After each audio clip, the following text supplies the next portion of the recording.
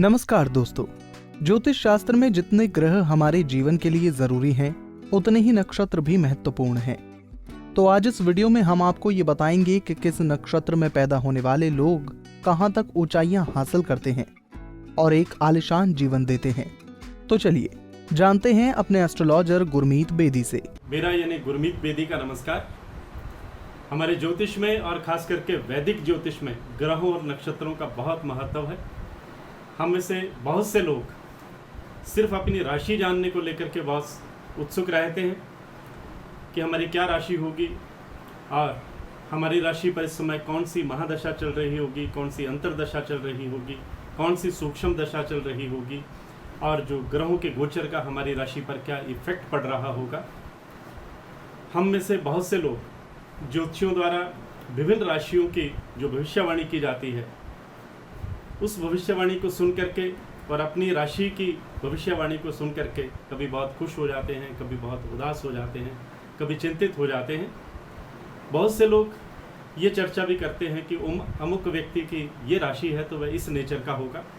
मैं कुंडली टीवी के दर्शकों को ये बताना चाहूँगा कि हमारी किस्मत का जो कनेक्शन है वो राशि से नहीं बल्कि उस नक्षत्र से जुड़ा है जिस नक्षत्र में हमने जन्म लिया है। प्रभावी ज्योतिषीय विश्लेषण और सटीक भविष्यवाणियों के लिए वैदिक ज्योतिष में नक्षत्रों को ही सर्वाधिक महत्व दिया गया है।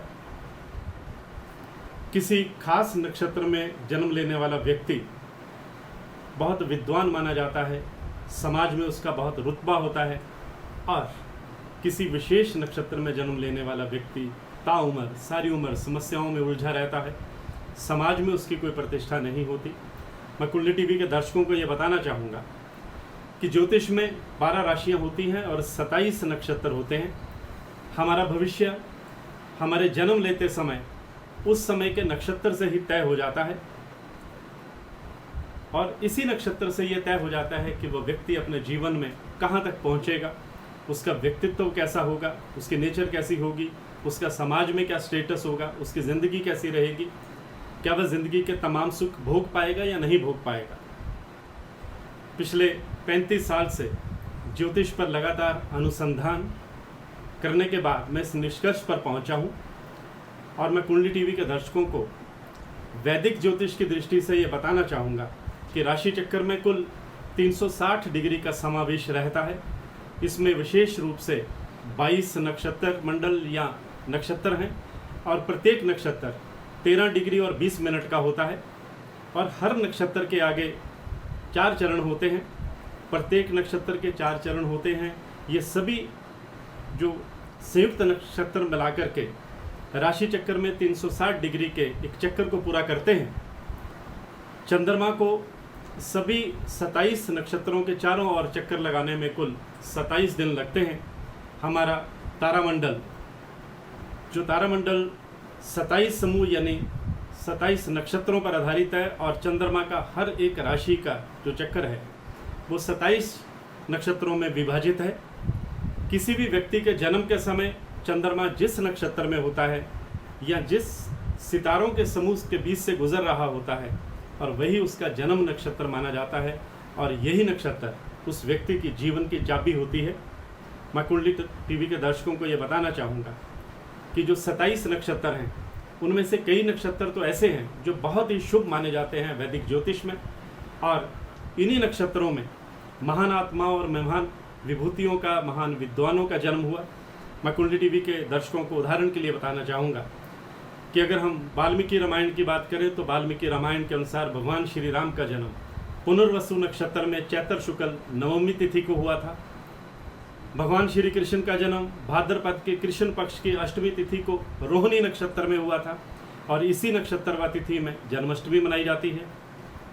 स्वामी विवेकानंद का जन्म मकर संक्रांति के दिन हुआ था और उनके जन्म के समय पूर्व में धनु नक्षत्र उदित हो रहा था और चंद्रमा कन्या नक्षत्र में स्थित था। हमारे प्रधानमंत्री नरेंद्र मोदी जी की जो जन्म कुंडली है उसके मुताबिक उनका जन्म अनुराधा नक्षत्र के दूसरे चरण में तुला लगन और वृश्चिक राशि में हुआ है। महान शिक्षक और भारत के राष्ट्रपति रहे डॉक्टर सर्वपल्ली राधाकृष्णन का जन्म 5 सितंबर 1888 को दोपहर 1:30 बजे धनिष्ठा नक्षत्र में हुआ था। वह एक अध्यापक से लेकर के देश के सर्वोच्च पद राष्ट्रपति पद तक पहुँचे और उन्हीं के जन्म दिवस को पूरे देश में शिक्षक दिवस के रूप में भी मनाया जाता है। मैं कुंडली टीवी के दर्शकों को ये भी बताना चाहूँगा कि जो 27 नक्षत्र हैं उनमें कुछ नक्षत्र जो बहुत शुभ माने गए हैं, मैं उन नक्षत्रों के बारे में बताना चाहूँगा। ये नक्षत्र हैं रोहिणी नक्षत्र, अश्विनी नक्षत्र, मृगशिरा नक्षत्र, पुष्य नक्षत्र, हस्त नक्षत्र, चित्रा नक्षत्र, रेवती नक्षत्र, स्वाति नक्षत्र, धनिष्ठा नक्षत्र और पुनर्वसु नक्षत्र। इन नक्षत्रों में जन्म लेने वाला व्यक्ति बहुत सौभाग्यशाली माना जाता है, बहुत सौभाग्यशाली होता है, जीवन में बहुत ऊंचाइयां और बहुत बुलंदियां हासिल करता है, हर क्षेत्र में वो अपनी एक विशेष छाप छोड़ता है। इसलिए अगर आपको ज्योतिष में रुचि है और अगर आपकी जन्म कुंडली बनी है तो आपको उस जन्म कुंडली में ये भी देखना चाहिए कि किस लगन और किस राशि के अलावा आपका किस नक्षत्र में जन्म लिया है आपने, और ये नक्षत्र ही आपका भविष्य तय करता है। अगर समय मिला तो आपको कुंडली टीवी के जो दर्शक हैं उनको मैं अगली पोस्टों में अलग अलग नक्षत्र की खासियत के बारे में बताऊंगा। ये भी बताऊंगा कि कौन से नक्षत्र का स्वामी कौन सा ग्रह होता है और जो नक्षत्र हैं उनका किस नक्षत्र का हमारे जीवन पर क्या प्रभाव पड़ता है। आज की पोस्ट में बस इतना ही। कुंडली टीवी के लिए मैं गुरमीत बेदी, एस्ट्रोलॉजर।